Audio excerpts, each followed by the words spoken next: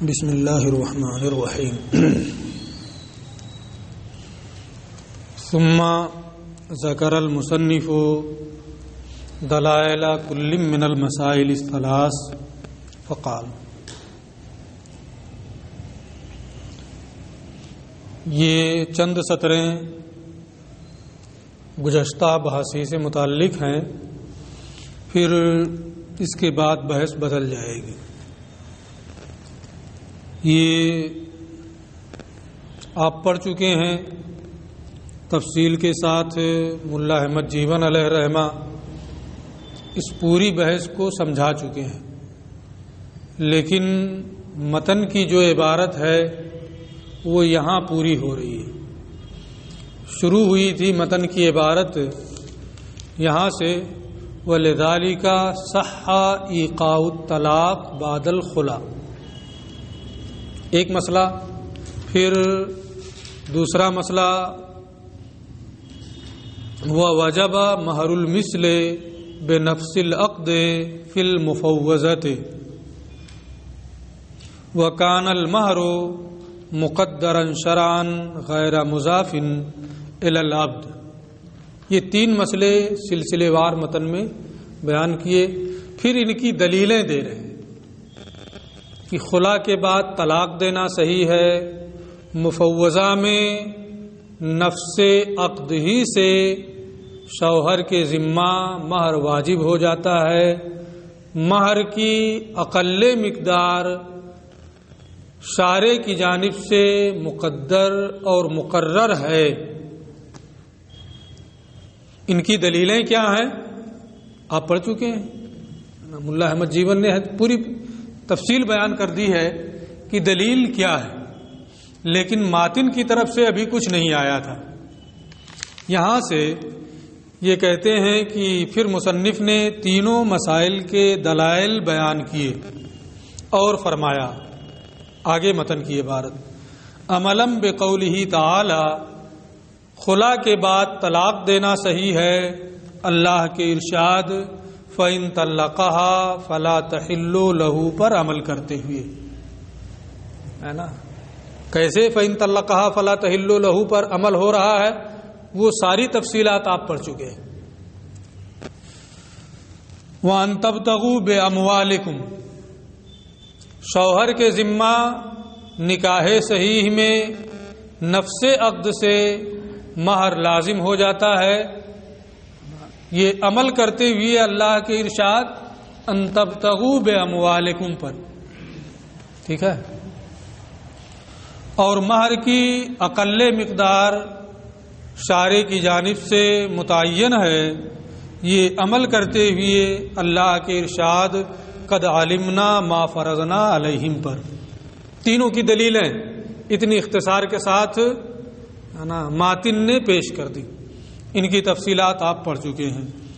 فقولہ، ملا احمد جیون کہتے ہیں کہ ماتن کا قول عملاً جو کہا ہے عملاً بقولہ تعالی، یہ ترتیب وار انہی مسائل کی تعلیل بیان کرنا ہے، یعنی خلا کے بعد ایقاع طلاق کی اور پھر اس کے بعد دوسرے مسئلے کی، پھر اس کے بعد تیسرے مسئلے کی، یہ تعلیل ہے ان کے قول صحا کی۔ وَلِذَالِكَ صَحَّ إِيقَاعُ الطَّلَاقِ، کیوں صحیح ہے نا؟ ان آیات کی بنیاد پر۔ کیسے؟ علی طریق اللف والنشر المرتب، لف و نشر مرتب اور لف و نشر غیر مرتب آپ دونوں اصطلاحیں پڑھ چکے ہیں۔ اگر پہلے کئی چیزیں بیان کی جائیں پھر اسی ترتیب کے ساتھ ان کا حکم یا ان سے متعلق چیزیں بیان کی جائیں تو اسے لف و نشر مرتب کہتے ہیں، اور اگر جس ترتیب سے پہلے بیان کیے ہیں بعد میں اس ترتیب میں الٹ پھیر ہو جائے تو اسے لف و نشر غیر مرتب کہتے ہیں۔ یہاں جس ترتیب سے مسائل کا بیان ہوا ہے اسی ترتیب کے مطابق ان کے دلائل کو بھی ذکر کیا گیا ہے نا، تو یہ کیا ہوگا؟ لف و نشر مرتب ہے۔ عملاً بقولہ تعالی، عمل کرتے ہوئے اللہ تعالیٰ یہ ماتن کا قول عملاً یہ ان کے قول صحہ کی تعلیل ہے، اور یہ لف و نشر مرتب کے طریقے پر ہے۔ فقولہ ماتن کا یہ کہنا فإن طلقها فلا تحل له ناظر إلى المسألة الأولى، یہ پہلے مسئلے کے اعتبار سے ہے، یعنی اس کی دلیل ہے، اس کی علت ہے۔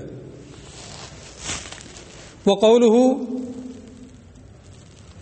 تعالی ان تبتغوا باموالکم، اور اللہ کا ارشاد ان تبتغوا باموالکم ناظر الی المسألۃ الثانیہ، یہ دوسرے مسئلے کے اعتبار سے ہے۔ وقولہ قد علمنا ما فرضنا علیہم ناظر الی المسألۃ الثالثہ، اور ان کا قول اللہ عز و جل کا ارشاد قد علمنا ما فرضنا علیہم، یہ تیسرے مسئلے کے اعتبار سے ہے نا۔ ان کی وضاحت کیا ہے نا، کیسے یہ دلیلیں بن رہی ہیں، اس کے بارے میں ملا احمد جیون فرماتے ہیں وقد بینت کل ذالک بالتفصیل، ہر ایک کو پوری تفصیل کے ساتھ میں نے واضح کر دیا ہے، تحت کل مسئلۃ، ہر مسئلے کے تحت۔ اب یہاں ان کا اعادہ کیا جائے اس کی کوئی حاجت نہیں ہے، اگر آپ کے ذہن سے کچھ چیزیں محو ہیں تو آپ ان کی طرف رجوع کر لیں اور غور کر لیں۔ فتأمل، یہ بحث یہاں پوری ہو گئی۔ اب آگے ایک نئی بحث کا آغاز ہو رہا ہے۔ ثم لما فرغ المصنف عن تعریف الخاص وحکمہ وتفریعاتہ،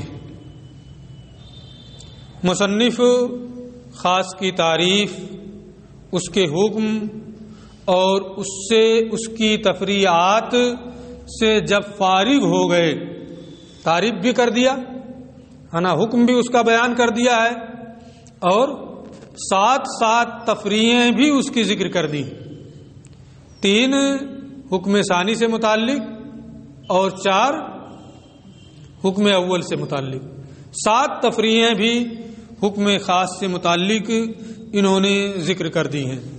جب اسے بیان کر چکے تو ارادہ، مصنف نے چاہا کہ کچھ خاص کی اہم انواع بھی بیان کر دی جائیں، خاص سے متعلق جو کچھ اہم چیزیں ہیں، ضروری چیزیں ہیں، بنیادی چیزیں ہیں، بار بار جن کی ضرورت پڑتی رہتی ہے، ان کو بھی بیان کر دیا جائے۔ ارادہ، مصنف نے چاہا ان یبین بعض انواعہ المستعملۃ فی الشریعۃ کثیرا، کہ امر کے شریعت میں کثرت کے ساتھ استعمال ہونے والے کچھ انواع کی وضاحت کر دیں۔ انہوں نے ارادہ کیا کہ کچھ انواع کی بھی وضاحت کر دیں، خاص کی کچھ انواع کی کچھ قسمیں جو بکثرت شریعت میں مستعمل ہیں، اور وہ دونوں جو کثرت کے ساتھ اس کی نوع استعمال میں ہیں، وہ هو الامر والنہی، وہ کیا ہے؟ امر اور نہی۔ ان دونوں کو یہ پوری تفصیل کے ساتھ بیان کریں گے، اور میرا خیال ہے کہ اسی تفصیل پر بحث کا اختتام بھی ہو جائے گا، یعنی نصاب کا اختتام ہو جائے گا۔ بحثیں تو اس کے بعد بہت ساری ہیں، ہے نا۔ فقال، اس ارادے کے تحت انہوں نے فرمایا وَمِنْهُ الْأَمْرُ، اور خاص ہی کی ایک نوع امر ہے۔ امر کہتے کسے ہیں؟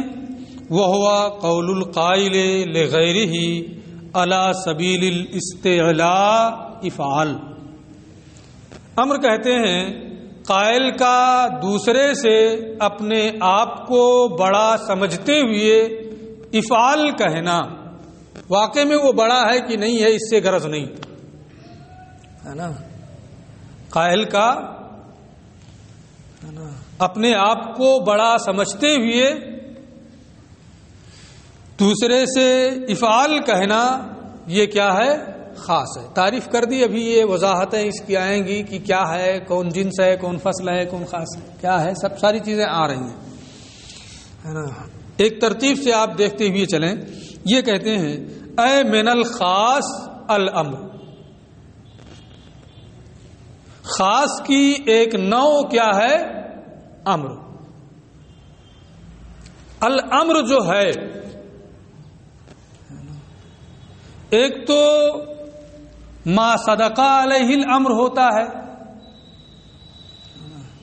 یعنی جو امر کا مصداق ہے, جیسے اضرب, یہ بھی کیا ہے, امر ہے. انصر کیا ہے, امر ہے. افتح امر ہے. لیفعل امر ہے نا. متکلم ہو کہ حاضر ہو کہ غائب ہو, ہے نا, مجہول ہو کہ معروف ہو, امر ہے نا. آپ کہیں گے افعال کہا ہے اس لیے لیفعل نہیں رہے گا, ہے نا, ہوگا کہ نہیں ہوگا. افعال کہا ہے نا اس لیے حاضر ہی کا صیغہ صرف رہے گا.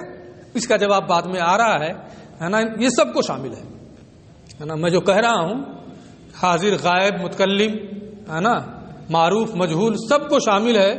جو امر بنانے کا قاعدہ ہے, افعال کہنے کا مطلب یہ ہے کہ جو امر بنانے کا ضابطہ ہے, اس ضابطے کے تحت جسے امر بنا لیا گیا ہو. معروف کو بنایا گیا ہو, مجہول کو بنایا گیا ہو, حاضر کو بنایا گیا ہو, غائب کو بنایا گیا ہو. فعل امر سے جو امر بنانے کا ضابطہ ہے, اس ضابطے کے تحت امر بنایا گیا تو اس کو امر کہیں گے. وہ مصداق امر. ٹھیک ہے, جواب یہ بعد میں آ رہا ہے لیکن ہم نے یہاں اتنا کہہ دیا. تو یہاں ابھی ہمیں اتنا بتانا ہے کہ امر ایک ہے ما صدق علیہ الامر, جس پر امر کا صدق ہو.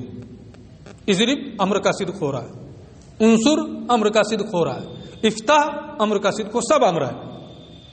اور ایک ہے امر یعنی الف میم را کا مجموعہ, ما صدق علیہ الامر نہیں, ہے نا. یہ ہے نا اتنی باریک باریک چیزوں کو بھی جو بالکل واضح ہوں ان کو بھی بتاتے ہیں, ہے نا. یہ کہتے ہیں کہ یہاں امر سے الف میم را کا جو مجموعہ ہے وہ مراد نہیں ہے نا. مراد کیا ہے, ما صدق علیہ الامر, ہے نا, جو امر کا مصداق ہے, صیغہ امر, ہے نا. اسی کے لیے ہی کہتے ہیں اے من الخاص الامر, خاص کی ایک نوع کیا ہے, امر ہے. یعنی مسمى الامر, مراد کیا ہے, ما صدق علیہ الامر, امر کا مسمى جس پر امر کا صدق ہو رہا ہو وہ مراد ہے. لا لفظہ, لفظ امر مراد نہیں ہے نا. اس لیے کہ وہ تو الف میم را, ہے نا, کے مجموعے کو امر کہیں گے اور اس کی تعریفیں بھی کی جائیں گی, ہے نا, جو بھی کی جائے معنی بتایا جائے گا. لِأَنَّهُ يَصْدُقُ عَلَيْهِ أَنَّهُ لَفْظٌ أُضِيَ لِمَعْنًى مَعْلُومٍ, کیونکہ جو مسمى امر ہے ما صدق علیہ الامر, اسی پر یہ بات صادق آتی ہے کہ وہ معنی معلوم کے لیے وضع کیا گیا ہے. یعنی معنی معلوم یعنی جو مصداق امر ہے اس کی وضع معنی معلوم کے لیے ہوئی ہے. لفظ امر, ہے نا, اس کی وضع معنی معلوم کے لیے نہیں ہے نا. مصداق امر جو ہے اس کی وضع وہ خاص ہے اور اس کی وضع کس کے لیے ہوئی ہے, معنی معلوم کے لیے. وہ معنی معلوم کیا ہے کہ جس پر مسمى جس کے لیے مسمى امر کی وضع ہوئی ہے وہ هو الطلب. وہ کیا ہے, وہ هو الطلب علی الوجوب, وجوب کے طریقے پر طلب کرنا. تو امر جو لفظ امر ہے نا, یہ طلب علی الوجوب, وجوب کے طریقے پر طلب کرنے کے معنی پر دلالت نہیں کرتا ہے, بلکہ آپ امر کی کیا تعریف کرتے ہیں, جو ابھی تک آپ پڑھ کے آئے ہیں, ہے نا, کیا پڑھیں؟ انشاء ہے ایک، ہے نا، وہ خبر ہے نہیں، جملہ انشائیہ کو انشاء طلب کے معنی میں ہے نا وہ ہوتا ہے. امر جو لفظ امر ہے وہ انشاء طلب کے لیے ہے نا، کسی فعل کو وجود دینے کے لیے. تو لأنہ یصدق علیہ، اس لیے کہ مسمى امر ما صدقہ علیہ الامر، میں مرجع بول رہا ہوں علیہ کا، مسمى امر ما صدقہ علیہ الامر پر یہ بات صادق آتی ہے کہ وہ معنی معلوم یعنی وجوب کے طریقے پر طلب کرنے کے لیے وضع کیا گیا. کوئی بھی صیغہ ہو امر کا تو وہ وجوب کے طریقے پر طلب فعل کے لیے وضع کیا گیا ہے. یہ امر کا کیا ہے؟ معنی معلوم ہے، مسمى امر کا. تو ایک بات اب تک انہوں نے بتائی ہے کہ امر سے مراد یہاں مسمى امر ہے. یہ بالکل ظاہر سی بات ہے کہ یہاں مسمى امر مراد ہے، الف میم را کا مجموعہ مراد نہیں. آگے یہ کہتے ہیں کہ انہوں نے تعریف کی امر کی. تعریف کرتے ہوئے کیا کہا؟ الم. پہلے تو یہ کہا فقالا ومنہ الم، خاص کی ایک نوع کیا ہے؟ امر ہے. پھر اس کے بعد کہا وہ ہوا قول القائل. امر قائل کا کہنا ہے. میں بار بار ایک چیز آپ کو بتا چکا ہوں کہ ذات پر مصدر کا حمل درست نہیں ہے. ذات پر مصدر کا حمل یہ درست نہیں ہے. قول کیا ہے؟ مصدر ہے. ہوا کیا ہے؟ ذات پر دلالت کر رہا ہے. تو یہاں ذات پر مصدر کا حمل ہو رہا ہے، یہ درست نہیں ہے. بار بار یہ چیز آ چکی ہے، پہلے کئی مرتبہ آئی ہے. یہ کہتے ہیں یہاں قول مقول کے معنی میں ہے، مصدر اکثر ہوتا رہتا ہے کہ اس میں مفعول کے معنی میں ہو، اس لیے ذات پر مصدر کا حمل لازم نہیں آئے گا. والقول مصدر، اور یہاں قول مصدر ہے. یراد به المقول، اور اس سے مراد کیا ہے؟ اس میں مفعول مقول. لأن الامر من اقسام الالفاظ، کیونکہ امر یہ الفاظ کی قسم سے ہے.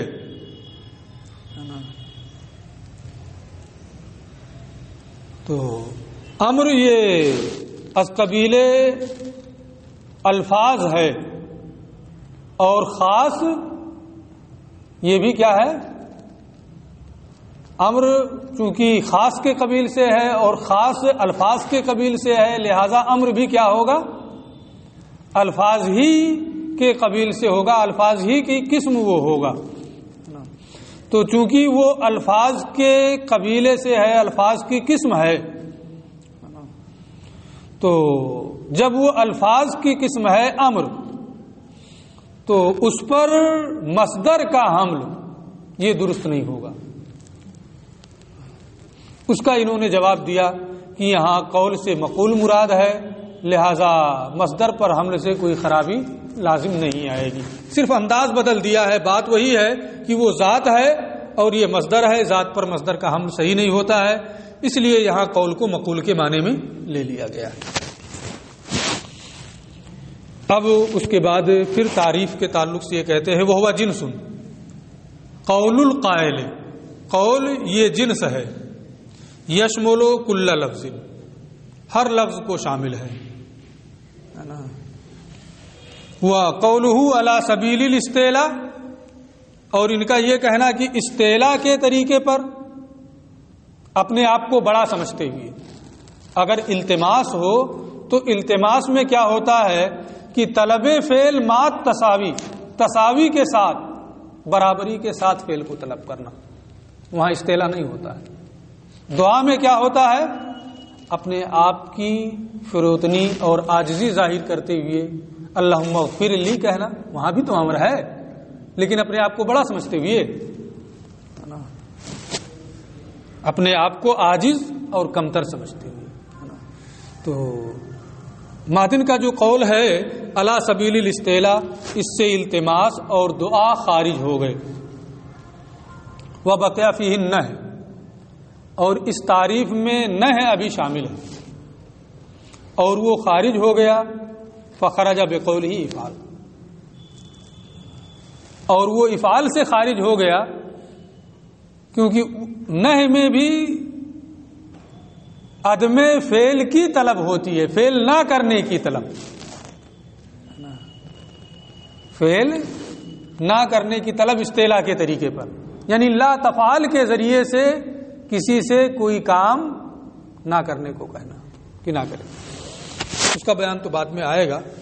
تو اس میں نہ ابھی داخل ہے اور وہ ماتن کے قول افعال سے خارج ہو گیا. اچھا، والمراد بقولہ افعال، اور انہوں نے جو افعال کہا ہے اس سے مراد صرف صیغہ حاضر نہیں ہے بلکہ کل ما کان مشتقا من المضارع علی هذه الطریقہ، ہر وہ صیغہ ہے جو فعل مضارع سے اس طریقے پر مشتق ہو، جو امر کے بنانے کا قاعدہ ہے، ضابطہ ہے، اس ضابطے کے مطابق اسے بنایا گیا.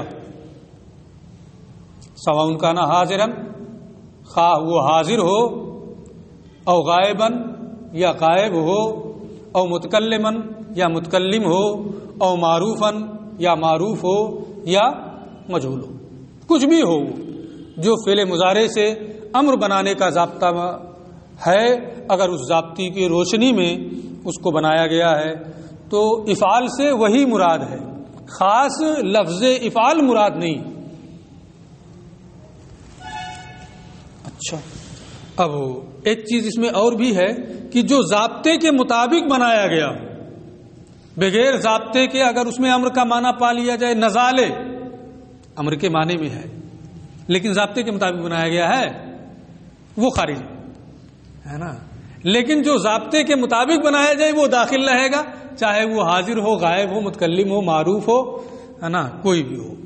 یہ بات ہو گئی.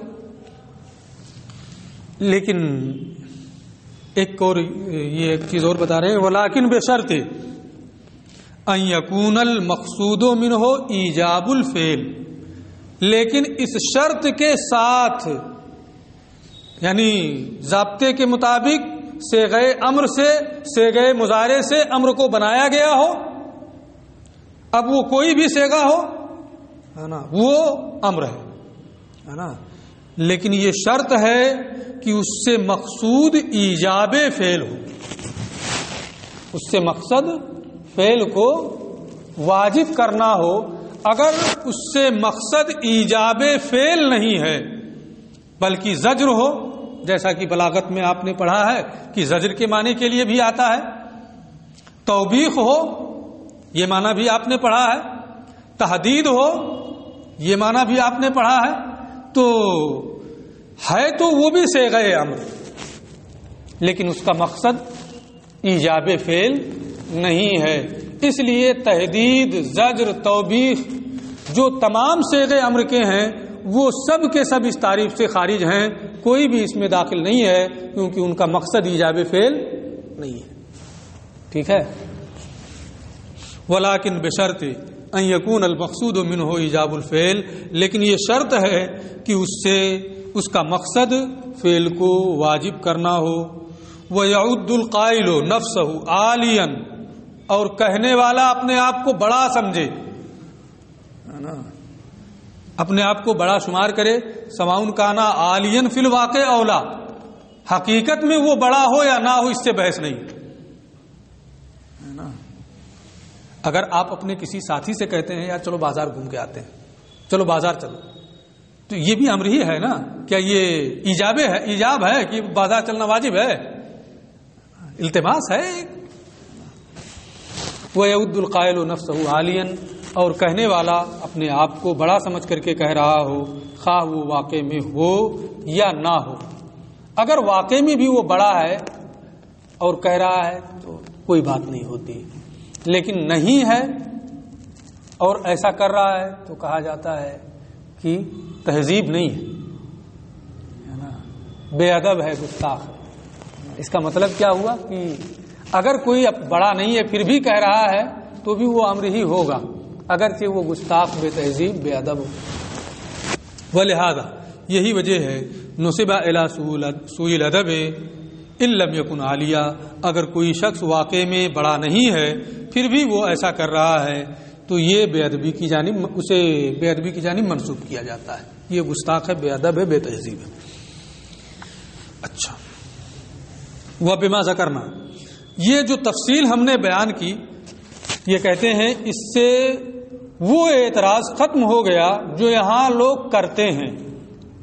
وبما ذکرنا ان دفع ما قیل، جو ہم نے ذکر کیا اس سے وہ اعتراض ختم ہو گیا جو یہاں کیا جاتا ہے۔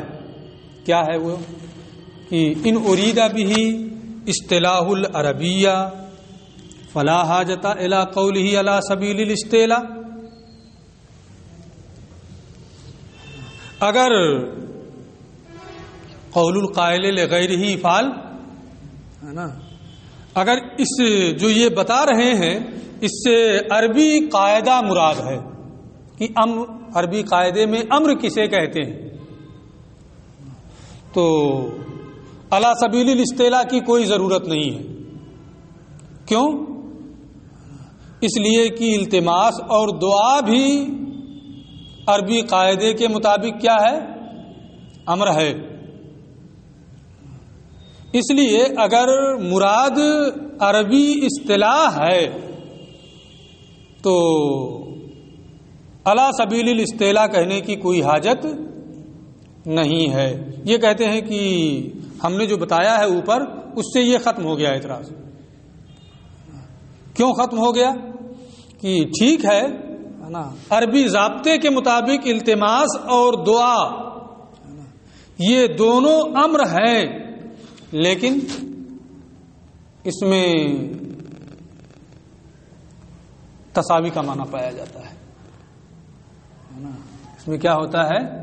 طلب الفعل مات تساوی، اس میں اصطلاح نہیں ہوتا ہے، اور یہاں مراد یہ ہے کہ تساوی نہ ہو بلکہ اپنے آپ کو بڑا سمجھتے ہوئے وہ ایسا کرے۔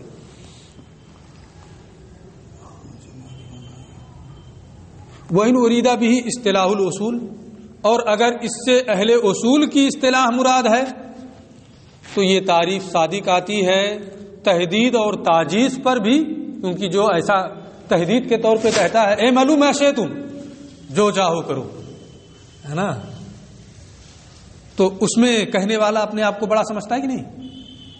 تو یہ شامل ہے علی سبیل الاصطلاح کہنے کے باوجود یہ اس میں شامل ہے۔ کہتے ہیں اس کا جواب بھی ہو گیا۔ کیسے؟ اس لیے کہ ہم نے یہ کہا ہے کہ اس کا مقصد ایجاب فعل ہو، تحدید و تعجیز کا مقصد ایجاب فعل نہیں ہوتا ہے، اس لیے یہ اعتراض بھی یہاں نہیں کیا جا سکتا۔ وَإِنْ أُرِيدَ بِهِ اصطلاح الاصول، اور اگر اصول کی اصطلاح اس سے مراد ہے تو یہ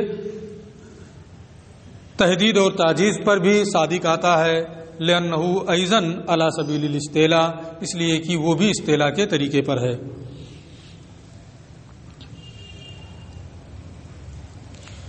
تو اسے جواب اس کا وہی ہے جو ہم بتا چکے۔ وذالک، یہ تھوڑا سا اشارہ کر رہے ہیں پھر جواب کی جانب، اور یہ اس طریقے پر کہ لأننا نتکلم علی اصطلاح الاصول، ہم یہاں گفتگو کس طرح سے کر رہے ہیں؟ اہل اصول کے اعتبار سے ہم بات کر رہے ہیں۔ ولیس المقصود مجرد الاصطلاح، اس لیے یہاں محض اصطلاح یہ مقصود نہیں ہوگا بلکہ الزام فعل بھی ہونا چاہیے، ایجاب فعل کا معنی بھی پانا چاہیے۔ وذا لا يصدق الا على الوجوب بخلاف التحدید والتعجیز، اور یہ صرف وجوب پر صادق آتا ہے، ایجاب فعل والی صورت میں صادق آتا ہے، تحدید اور تعجیز پر اس کا صدق نہیں ہوتا ہے۔ یہ بات یہاں ان کی پوری ہو گئی۔ اب اس کے بعد یہ کہتے ہیں وَيَخْتَصُّ مُرَادُهُ بِصِيغَةٍ لَازِمَةٍ۔ میں اس بحث کو چونکہ تقریباً 30 منٹ ہو گئے ہیں اور گھنٹی بھی پوری ہو رہی ہے، میں ایک مثال آپ کو دے دیتا ہوں، آپ بحث کا مطالعہ کیجئے گا اور اس مثال کو بار بار آپ غور کیجئے گا۔ اگر بحث آپ کی سمجھ میں خود ہی سے آ جائے تو بہت اچھا ہے۔ ایک لفظ ہے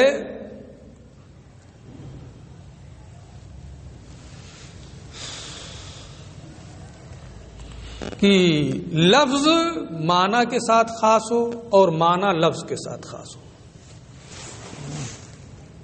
لفظ معنی کے ساتھ خاص ہو اور وہ معنی لفظ کے ساتھ خاص ہو.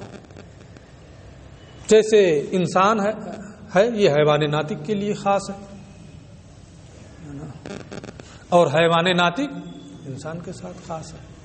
تو لفظ معنی کے ساتھ خاص اور وہ معنی لفظ کے ساتھ خاص ہے نا.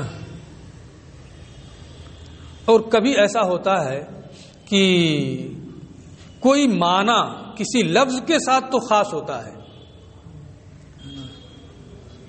لیکن کوئی لفظ کسی معنی کے ساتھ خاص ہوتا ہے لیکن وہ معنی اس لفظ کے ساتھ خاص نہیں ہوتا ہے. جیسے اسد کا معنی شیر، تو اسد یہ شیر کے معنی کو لازم ہے لیکن شیر کا معنی یہ اسد کے ساتھ لازم نہیں ہے. غضنفر کا معنی بھی شیر، لیث کا معنی بھی شیر. تو لفظ تو معنی کے ساتھ خاص ہے لیکن یہ معنی لفظ کے ساتھ خاص نہیں ہے. اور کبھی اس کے علاوہ بھی ہوتا ہے کہ معنی جو ہے وہ لفظ کے ساتھ خاص ہو لیکن وہ لفظ اس معنی کے ساتھ خاص نہ ہو. تو ہر قرو کا لفظ آپ پڑھ چکے ہیں، القرا. یہ حیض اور طہر دونوں معنوں میں. حیض کا معنی یہ طہر کے قرو کے ساتھ خاص ہے، دونوں کو عام ہے. تو یہ جو معنی اور لفظ ہوتا ہے نا، اس میں کئی جہتیں ہوتی ہیں. ان جہتوں میں آپ غور کریں اور پھر یہاں جو ہمیں سمجھنا ہے ہم اس کی طرف تھوڑا سا اشارہ کر دیں کہ امر ہے یہ وجوب کے لیے آتا ہے. تو یہاں کیا وجوب امر کے ساتھ اور امر وجوب کے ساتھ یہ خاص ہے